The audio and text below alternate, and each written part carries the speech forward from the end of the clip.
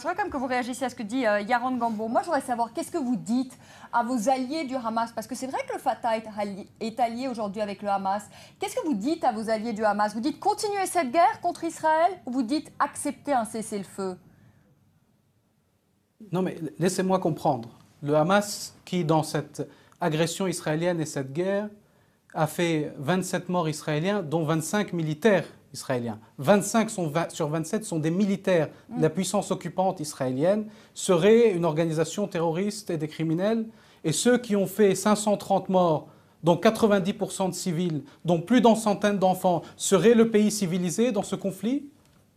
Notre gouvernement d'unité nationale s'est fait sur la base de nos engagements internationaux. Il s'est fait pour que nous puissions avancer vers la voie de la paix, mais aussi vers la voie de la libération nationale palestinienne, qui est la condition de la paix.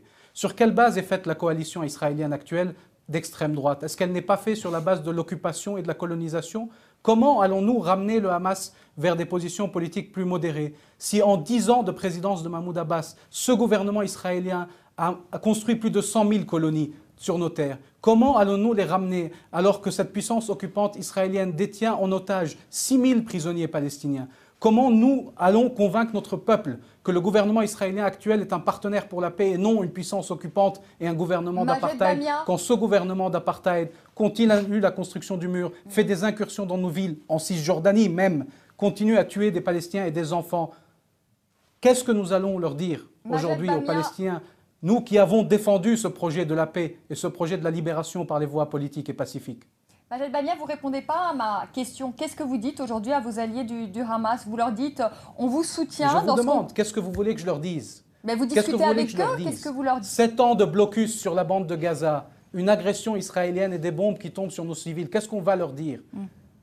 Déposer les armes et laissez-les les bombarder? C'est ça le discours politique que nous devons porter? Nous sommes en train de tenter d'arriver à une fin de l'agression, à une levée des sièges par les voies politiques. Que la communauté internationale nous aide, et nous aurons alors quelque chose à dire au Hamas. Que la communauté internationale nous aide à mettre fin à l'occupation par les voies politiques et pacifiques. Et à ce moment-là, nous aurons quelque chose à dire au Hamas.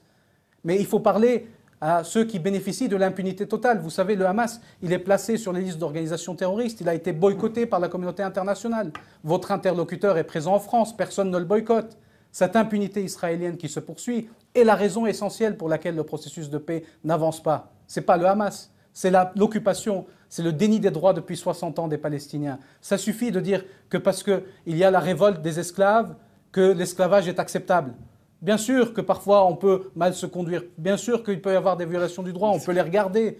Mais alors qu'Israël vienne et qu'on aille ensemble signer le statut de Rome et que nous allions devant la Cour pénale internationale, on verra, elle déterminera qui a raison et qui a tort. Les tribunaux israéliens militaires ne se privent pas de juger des Palestiniens alors qu'ils sont complètement illégitimes. Dites-moi combien de colons et de soldats israéliens ont été jugés pour leurs crimes? 0. Donc on arrête avec cela. Il y a une puissance occupante qui met fin à l'occupation. Nous avons 530 morts, 100 enfants. Et le monde attend et nous regarde.